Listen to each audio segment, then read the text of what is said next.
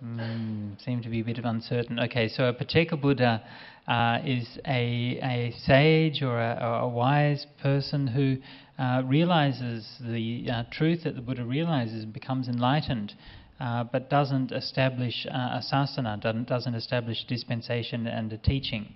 And so that Buddhism sort of recognizes that from time to time in the past and also in the future, various people will realize that truth, the same truth that he had realized.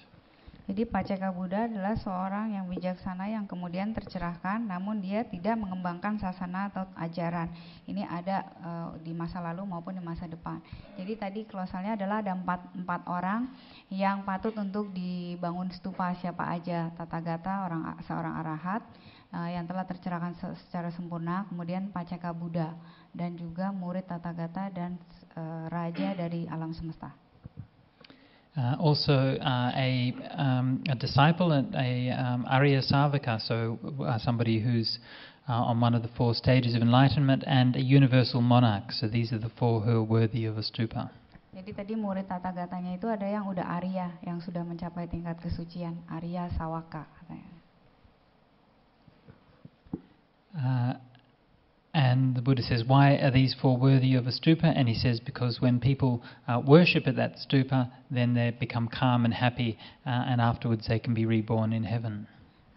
Ananda menanyakan kenapa? Karena kata Sang Bhagawa, kalau mereka memberikan penghormatan, maka pikiran mereka menjadi tenang dan mereka menjadi bahagia, sehingga pada saat mereka dilahirkan di alam yang bahagia.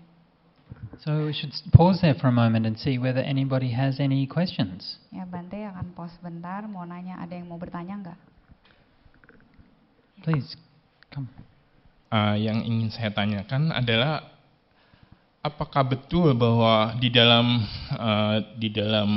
perayaan Waisak kan dikatakan bahwa 3 kejadian lahir mencapai pencerahan kemudian parinibbana Sang Buddha itu terjadi pada bulan Waisak.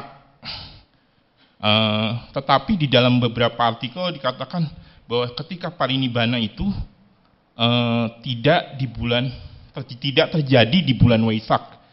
Apakah itu betul? Mohon penjelasannya, Bante. Terima kasih. He's asking, is it right? Because when we are celebrating Waisak, there are 3 events: Buddha's being born, and when he reached his enlightenment and parinibbana. It all happens in the Vesak month. But then he said there is some, I don't know where, he said it was said that the parinibbana didn't happen during the Vesak month. Is it true? I'm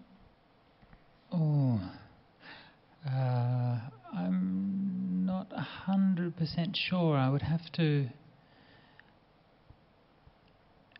That's not something I've looked at in detail. I'm not 100% sure.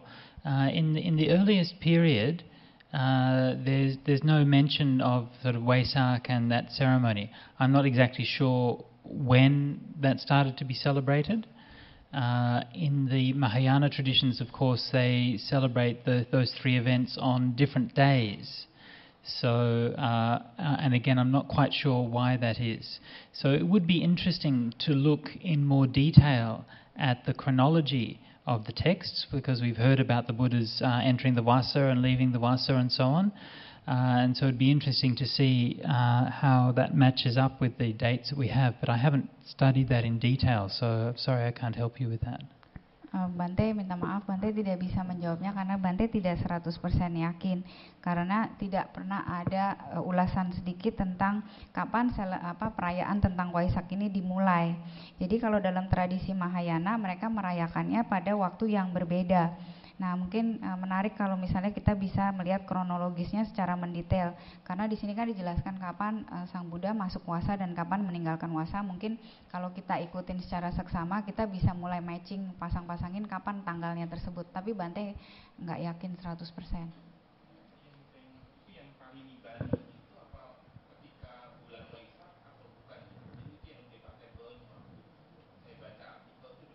Di mana?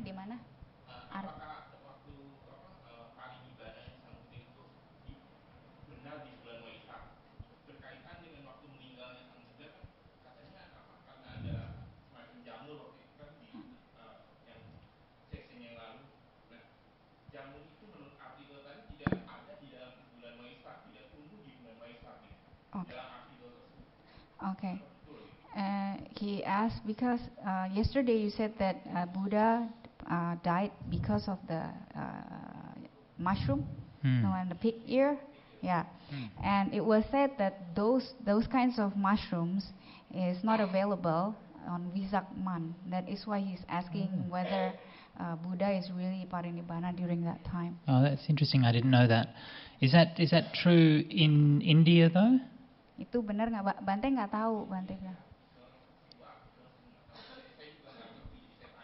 He doesn't know it as well. He just read it in an article. Oh, okay, So okay. Oh, that's an interesting detail. I'm not 100% sure of that, but I have a good friend of mine, Venerable Jnana Tusita, is the head of the Buddhist Publication Society in Kandy, and as well as being an outstanding Pali scholar, he's also a botanist and an expert on Indian trees and things like that. So maybe I'll send him an email and see whether he knows about that. But it's an interesting point. Yeah. Itu poin yang menarik. Bante nggak tahu jawabannya, tapi Bante punya teman yang sarjana yang mengerti tentang ini, sarjana Pali. Dia juga seorang lobotomis, jadi ngerti tentang tumbuh-tumbuhan India. Nanti katanya Bante akan ngirimin email untuk nanya.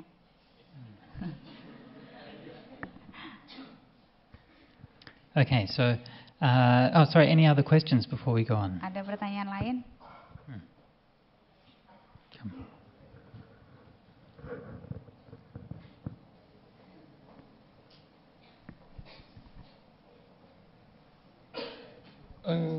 Saya pernah dengar Sang Buddha itu dikatakan sebagai guru manusia dan para dewa ya.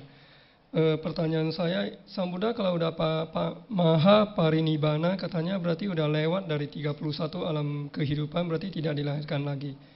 Jadi dalam konteks ini bukan hanya apakah benar bukan hanya manusia aja yang kehilangan untuk bertemu dengan Sang Buddha, para dewa juga sama. Itu pertanyaan pertama. Okay, he has heard that the Buddha is a teacher for both devas and humans. So when he attained this Maha Parinibbana, there's no more this 31 realms anymore. He's not going to be rebirthed in 31 realms anymore. So does that mean that also the Dewa will not be able to see him again, not just the human? That's right, yeah. Ya, Dewa juga nggak bisa lihat lagi Buddha, kehilangan Buddha. Berarti ajarannya kita hanya bisa pelajarin apa yang ditinggalkan oleh Sang Buddha aja gitu. So we can only learn what is left behind by Buddha. That's right, yeah. Yeah. Yeah. Oh.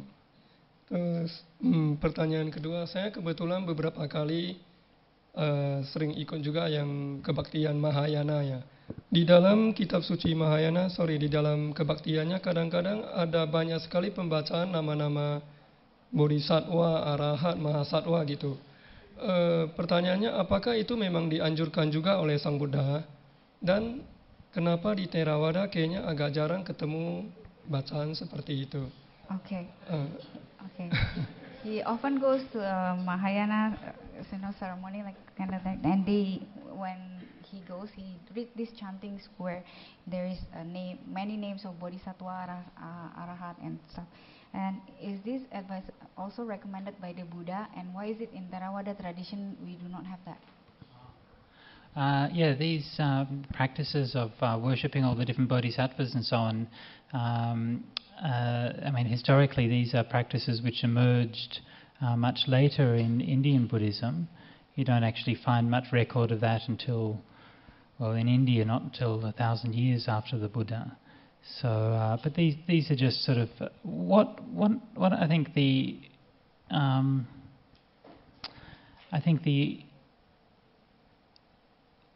significance, though, of this kind of ritual and the prominence of the idea of the Bodhisattva is that as when the Buddha passed away, you have this incredible sense of loss, which we're seeing throughout the Maha Parinibbana Sutta. I should stop and let you. Jadi secara sejarah itu kebiasaan itu tuh baru berkembangnya jauh setelah Buddha Parinibbana, sekitar 1000 tahun setelah Buddha Parinibbana. Tapi kemaknaan daripada ritual ini, apa yang ide penting daripada bodhisattva ini sesudah Buddha Parinibbana itu, orang kan punya rasa kehilangan yang besar. And this is a theme which you find echoes throughout the Buddhist tradition, especially in those early years. Dan tema inilah yang eko bergema bergaung pada orang-orang komunitas Buddha selama bertahun-tahun.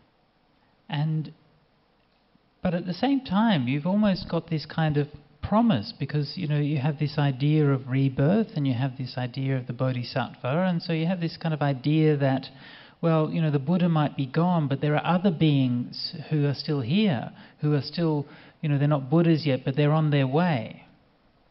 Jadi tapi pada saat yang sama ada kayak suatu janji ya, ada janji bodhisattva ini bahwa walaupun Buddha sudah tidak ada, tapi ada makhluk lain yang sedang menuju ke sana gitu loh. Ada bodhisattva yang nantinya bakal jadi Buddha juga. Jadi kayak ada satu harapan.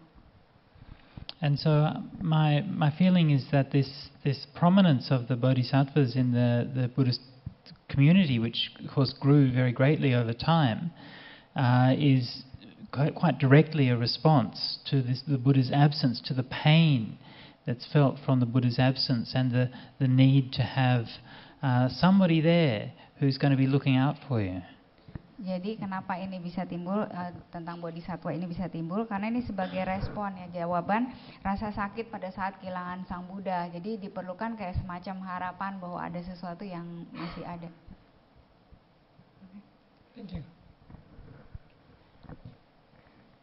Okay, so then Venerable Ananda, another example of this sense of loss. Venerable Ananda went into the Vihara, and just a point in the narrative, there's been no mention so far that there's actually a monastery there, so it's a bit out of the blue anyway that it mentions that he went into the Vihara, leaned against the doorpost and wept. I am still only a learner, so that means he's a stream enterer, he's not fully enlightened. And I still have to strive for my own perfection. But alas, my master who was so compassionate for me is about to pass away. Nah, kemudian Yang Mulia Ananda pergi ke wihara dan Lin itu kayak bersandar ke pintu ya dan menangis. Ini kata Bante agak sedikit aneh karena tiba-tiba kok ada wihara. Terus kemudian Yang Mulia Ananda mengatakan ia masih seorang yang belajar. Artinya sini Yang Mulia Ananda masih seorang sotapana. Ya, dan masih harus berjuang untuk menyempurnakan dirinya. Namun Ananda berkata bahwa gurunya yang begitu penuh ulas asih terhadapnya akan meninggal. And then the Blessed One said to the monks, "Where is Ananda?" Kemudian Sang Bhagawa berkata kepada para biku, "Manakah Ananda?" And they told him where he was, and he told the monk, "Go and say to Ananda, friend Ananda, the master calls you." Kemudian Sang Bhagawa menyuruh para biku untuk memanggil Ananda dan katakan bahwa beliau memanggilnya. And so that monk went and got Ananda, who came to the Buddha, and paid respects and sat down. Kemudian biku itu memanggil Ananda, Ananda datang memberikan penghormatan dan duduk. And the Blessed One said to Venerable Ananda, "Enough, Ananda, do not grieve, do not lament." Poor old Ananda, he's sitting there crying away. It must have been very embarrassing for him. And have I not taught from the very beginning that with all that's dear and beloved there must be change, separation and severance? Of that which is born, come into being, conditioned and subject to decay, how can one say, may it not come to dissolution? There can be no such state of things. Kemudian Sang Bhagawa mengatakan kepada Ananda, cukup Ananda, jangan sedih, jangan lamen tuh meratapi. Kata Bante, kasihan deh Ananda, sungguh sangat memalukan dia nangis-nangis. Karena kata Sang Bhagawa, sejak dari awal saya sudah mengatakan bahwa semua yang Anda cintai dan Anda kasihi pasti akan berubah, terpisah. What is severance? Separation. Terpisah. Dan apa yang dilahirkan dan menjadi atau disatukan itu akan semuanya kena pelapukan. Sehingga bagaimana mungkin seorang bisa bilang bahwa semoga tidak terjadi pelapukan, karena tidak mungkin hal itu terjadi. For a long time, Ananda, you've served the Tathagata with loving kindness in deed, word and thought, with a whole heart beyond measure. Great good have you gathered, Ananda. Now you should put forth energy and soon you'll be free from all defilements. untuk waktu yang sangat lama Ananda kamu telah melayani Tathagata dengan rasa cinta kasih dalam kelakuan, bicara dan pikiran, juga dengan penuh sopan santun dan menyenangkan dengan sepenuh hati yang tidak bisa terukur. Betapa besarnya kebajikan yang telah kamu kumpulkan Ananda. Sekarang kamu seharusnya mengupayakan dengan sekuat tenaga supaya kamu juga bisa terbebaskan dari noda. And he said, in the past too, the Buddhas, as well as in the future, also have an excellent attendant like Ananda. Jadi Sang Bhagawa juga mengatakan bahwa di masa lalu pun ada orang yang melayani Sang Tathagata sebaik Ananda. He says Ananda is wise because he knows the right time for bhikkhus, for bhikkhunis, for laymen, laywomen, for kings, for ministers, and for teachers of other sects and for followers to come and see the Buddha. Dan begitu terampilnya, begitu mahirnya Ananda biku, bagaimana dia tahu waktu yang tepat untuk biku, kapan menghadap Tathagata, kapan untuk bikuni, kapan untuk para umat awam yang laki atau yang perempuan, dan kapan waktu yang tepat untuk raja, untuk perdana menteri, untuk guru-guru dan sekte-sekte serta pengikutnya. And then goes on to say 4 great qualities to be found in Ananda. When the bhikkhus go to see Ananda, or when the bhikkhunis, the laymen or the laywomen go to see Ananda, they're joyful when they see him. If he speaks to them of Dharma, they're joyful by his discourse, and when he becomes silent, they're disappointed. Jadi Ananda, dalam Ananda ini ada 4 kualitas yang besar, yaitu ketika para biku pergi melihat Ananda, mereka menjadi senang ketika melihatnya, dan ketika Ananda berbicara kepada mereka tentang Dhamma, mereka juga menjadi senang dengan Dhamma tersebut, dan ketika Ananda berdiam diri, mereka justru kecewa. Begitu juga dengan bikuni, para umat awam yang pria dan para umat awam yang wanita ketika menemui Ananda. So this encouragement and support that the Buddha is giving Ananda is part of the whole story, the character development, if you like, of Venerable Ananda through this whole passage. Jadi narasi tentang bagaimana Buddha memberikan semangat untuk Ananda ini adalah salah satu cara narasi cerita ini. And the Buddha predicts that Ananda will soon make an end of defilement, and of course that prediction was to come true on the eve of the first council. Dan Buddha memberikan prediksi bahwa Ananda akan segera mencapai pencerahannya, dan itu tentu saja menjadi kenyataan karena Ananda mencapai tingkat arahatnya itu sehari sebelum konsili pertama. And so for all his troubles and struggles and difficulties that Ananda had, he triumphed. Jadi segala masalah atau segala kesulitan yang Ananda hadapi pada akhirnya dapat ia kalahkan, ia berjaya. And so as I've been saying all along, actually this text is almost as much about Ananda as it is about the Buddha. Jadi teks ini seperti yang Bante telah jelaskan sebelumnya, ini bercerita banyak juga tentang Buddha, tapi sebanyak itu juga tentang Ananda. There's an interesting thing about Ananda which is not often noticed, which is that even though he became an arahant at the time of the first council, but in his later years, I don't know, I don't think you can say an arahant was sad, but there's something in the verses that he talks about in his later years that seem to show, again, whether sadness or whatever, but some kind of sense of loss. Jadi karakter yang menarik tentang Ananda ini adalah walaupun beliau telah mencapai arahat pada saat konsili pertama, tapi namun dalam tahun-tahun berikutnya di situ sebenarnya kan arahat biasanya nggak sedih, tapi Bante nggak tahu nih disebutnya sedih atau apa, tapi Ananda menunjukkan bahwa dia ada rasa kehilangan. And you can hear in some of his verses he talks about how his loneliness. Dan dalam beberapa sajaknya atau dalam beberapa kalimatnya Ananda mengatakan bagaimana kesepiannya dia. And in some of the stories you even hear that when he becomes old, some of the other monks are kind of making fun of him. Dan bahkan di waktu tuanya ada cerita bahwa beberapa biku mulai make fun tuh apa ya, mengejek-ngejek beliau atau ya. Because he hears a monk reciting a verse incorrectly and he tries to correct him, and the young monk just kind of laughs and said, "Oh, what do you know, old man?"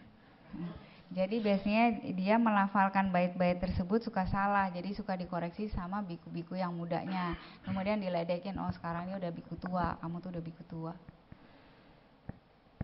Anyway, so I'm not going to tell this next story in detail, but the next, Ananda requests that the Buddha not pass away in Kusinara. It's just a little township, and he says he should go to one of the great cities. And the Buddha tells the story of the past when that place at Kusinara in fact was a great city in the past. Jadi Bante tidak akan bicara mendetail tentang bagaimana Ananda memohon kepada Sang Bhagawa, tapi di sini Bante akan mengutarakan bagaimana Kusinara itu dulunya adalah kota yang juga suatu kota yang besar, yang agung, yang megah. Jadi ini sebelum-sebelumnya, zaman sebelum Sang Buddha. And that story is told in full in the Maha Parinibbana Sutta. Dan cerita itu diceritakan secara lengkap di Maha Parinibbana Sutta.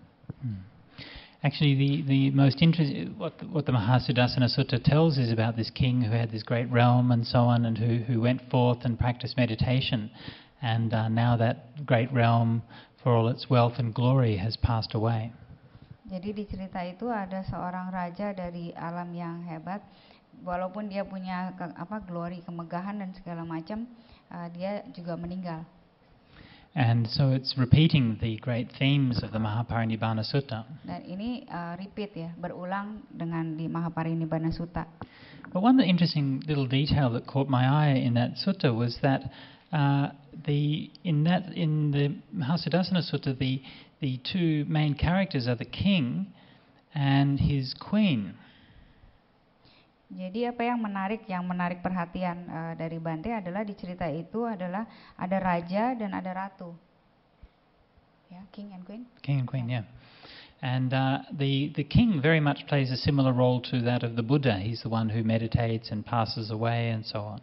Dan rajanya di situ paralel nih sama Buddha, jadi yang meditasi dan meninggal nantinya. And the queen, interestingly enough, plays the same role that Ananda does. Dan ratunya itu role-nya hampir sama seperti Ananda. And you even see some of the very same phrases used to describe her as we see describing Ananda. Dan ada beberapa frase yang mendeskripsikan ratunya yang sama seperti deskripsi yang diberikan kepada Ananda. When she's begging her king not to pass away. Ketika ratunya memohon kepada raja untuk tidak meninggal. And even when she's leaning against the doorpost, weeping and crying. Juga ketika bersandar ke pintu dan nangis. So I find it's a kind of interesting little sideline in that story where those kind of very feminine, gentle side of Ananda seems to be emphasized in that story. Jadi dalam cerita ini itu kan menurut Bante menarik karena sisi feminin Ananda ditampilkan. Okay, so then the Buddha tells Ananda, go and inform the lay people in the local town, the Mallas. So it's the Malayan clan, and the Wasetas is the family. Inform them that the Parinibbana will take place, so they can come. Jadi Sang Bhagawa menyuruh Ananda untuk ke Kusinara dan mengumumkan kepada para kaum itu bahwa nanti Tathagata akan Parinibbana di malam hari last watch itu jamnya ya, jam berapa? I won't go through all of this in detail because it will take a little bit long, but in brief, Ananda went to fetch the Mallas. Of course, they were filled with grief and so on, and they came with all their families to the Sal Grove to see where the Buddha was passing away. Jadi Bante tidak akan go through detail ya, tidak akan menjabarkan secara detail. Pokoknya ceritanya Ananda menjemput kaum Mala datang, jadi mereka datang ke tempatnya Buddha, kemudian tentu saja mereka itu datang dengan sedih. And Ananda made arrangements for them all to visit the Buddha in turn. Dan Ananda mengatur supaya mereka bisa bertemu pada Buddha secara bergantian. The next episode, also I won't tell in detail, but this was when the wanderer Subhadda came past and asked for the Buddha to teach him. Ya, yang berikutnya juga Bante tidak akan membahas secara mendetail, yaitu pengelana Subhadda datang. And even though Ananda was reluctant because the Buddha was so tired, the Buddha said, "No, please come," and he taught Subhadda. Jadi walaupun Ananda sebenarnya tidak mau mempertemukan pengembala ini Subhada kepada Sang Buddha, namun Sang Buddha, karena Ananda lihat Sang Buddha udah capek banget, tapi Sang Bhagawa mengatakan suruh masuk aja, suruh ketemu sama beliau. So Subhada became the last personal disciple of the Buddha. Jadi Subhada adalah murid terakhir dari Sang Bhagawa. And just one interesting detail in the verses that the Buddha says to Subhada, he mentions that he was 29 years old when he went forth. Who? The Buddha was 29 years old when he went forth. Dan yang menarik dalam kalimat tersebut adalah Buddha memberitahu kepada Subhada bahwa pada usia 29 tahun beliau menjadi pertapa.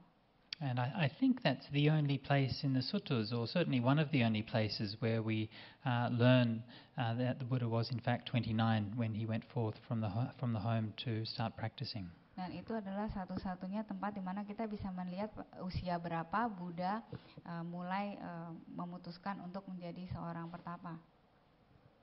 Okay, so after that episode, the Buddha then spoke to Ananda. It may be, Ananda, that some among you will think, now the word of the Buddha is ended. We have a master, we have a teacher no longer.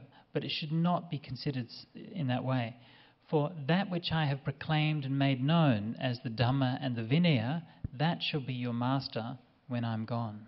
Sekarang Sang Bhagawa mengatakan kepada Yang Mulia Ananda, mungkin Ananda akan datang saatnya di mana di antara kalian akan berpikir bahwa sudah tidak ada kata-kata dari guru lagi karena sudah tidak ada guru lagi.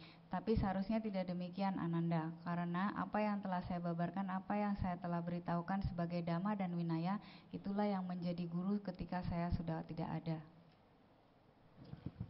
So of course this is a very important passage. Re-emphasizing the theme that we also encountered yesterday of using the suttas and the Vinaya as a guide to what the Buddha taught, and this idea that the Dhamma and the Vinaya is to be the teacher is foundational to the Buddha's conception of his own community. Jadi ini karena penting maka diulang dan diulang. Seperti yang kemarin kita sudah lihat bahwa Sutta dan Vinaya itu menjadi guide atau panduan. Demikian juga Dhamma dan Vinaya ini sebagai basis dasar daripada komunitas yang Buddha harapkan. He never wanted the religion to be all about him. Buddha tidak mau bahwa agama tersebut hanya tentang beliau. It's about the Dhamma. Itu adalah tentang Dhamma. And it's about the Vinaya, which is how we live and apply the Dhamma in our lives. Dan bagaimana itu tentang Vinaya, bagaimana ia mengangkat Dhamma dan mengaplikasikannya dalam hidup. And through laying down the Vinaya, the Buddha had given the Sangha the means to continue to perform ordinations, to run their communities, to do all the things that would be necessary to maintain the practice for a long time. Dan melalui Vinaya lah Sang Buddha memberitahu bagaimana caranya supaya Sangha itu tetap bisa memelihara Dhamma dan mereka bisa berlangsung lebih lama. So in later years you find many lists of patriarchs. How many years? Later years? In later years.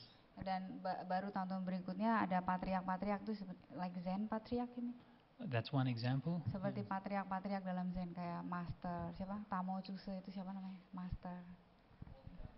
Bodhidharma seperti kayak gitu, patriark-patriark lainnya. Actually you find this in every school. Banyak ditemukan di berbagai sekte lain. But clearly from what the Buddha is saying here, this isn't what he intended. Tapi sebenarnya di sini kita bisa lihat bahwa bukan itu yang dimaksudkan oleh Sang Buddha. He didn't want any one bhikkhu, no matter how esteemed or how worthy, to be leading the Sangha. Buddha tidak menginginkan satu bhikkhu menjadi pemimpin, walau bagaimanapun hebatnya bhikkhu tersebut untuk memimpin Sangha.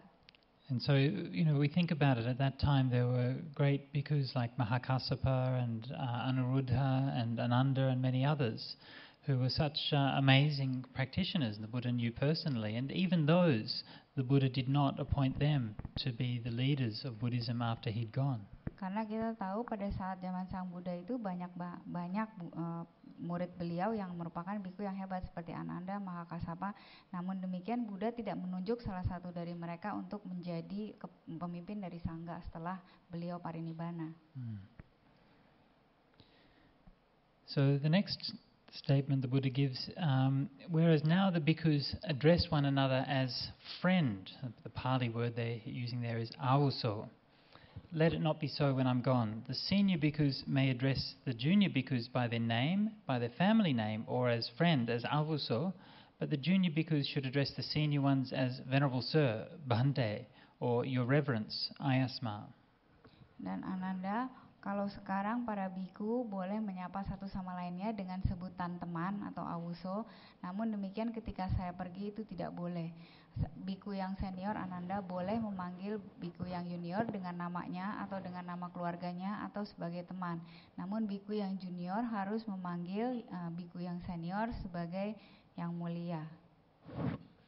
So this is, these two aspects that the Buddha's putting here side by side are very characteristic of how the Vinaya is constructed. Di sini kita bisa melihat bagaimana Sang Buddha menempatkan karakteristik dari Vinaya sebelah-sebelah, ya, berjajaran bersama. On the one hand, the Buddha doesn't put anybody in charge. All within the Sangha, all the bhikkhus or all the bhikkhunis are completely equal. Di satu sisi Buddha menempatkan semuanya sebagai orang yang sama derajatnya, ya biku, bikuni dan yang senior, yang junior. And no bhikkhu or bhikkhuni, no matter how senior they are, has a power of command. Dan tidak ada biku maupun bikuni, walaupun bagaimana seniornya mereka, yang mempunyai kekuasaan untuk memerintah. Which is, as somebody who's an abbot of a monastery, is very annoying. Dan kadang-kadang ini ada kebiasaan seperti ini di monasteri, ya. Because I can't tell people what to do. Nah, itu sangat mengganggu karena nggak bisa mengatur orang, menyuruh orang melakukan sesuatu. Well, I can and I do sometimes, but I really shouldn't. Ajahn kan sebagai abbot, Ajahn bisa melakukan itu, tapi seharusnya Ajahn tidak boleh melakukan itu, katanya. So the relationship to seniors is not a relationship of obedience, but a relationship of respect. Jadi hubungan kepada senior bukan hubungan yang biasa-biasa aja, tapi harus hubungan yang berupa penghormatan. And if we remember in the opening of the Maha Parinibbana Sutta, the Buddha said that one of the causes for the long lasting of the sasana was that the Sangha would listen to and with respect listen to and pay attention to what was said by the senior Sangha. Jadi kalau kita ingat di awal Parinibbana Sutta, kalau nggak salah hari pertama ya, Buddha mengatakan bahwa agar sasananya bisa berlangsung lama, bertahan lama, maka salah satu kualitas yang harus dimiliki adalah bahwa yang juniornya selalu mempunyai keinginan untuk mendengarkan apa yang dikatakan oleh para seniornya.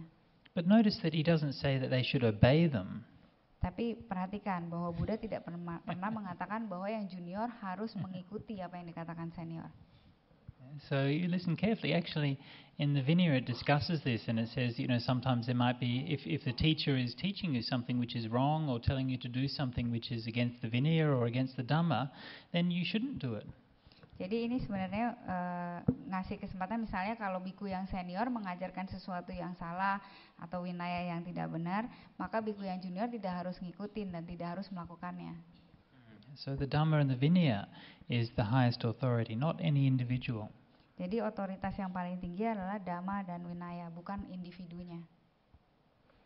Okay, then the next one, very controversial. The Buddha says, if it's desired and under the Sangha may, when I'm gone, abolish the lesser and minor rules. Yang ini agak sedikit kontroversi. Di sini dituliskan, jika diinginkan Ananda, maka Sangha dapat ketika saya sudah pergi menghilangkan aturan-aturan kecil atau aturan minor.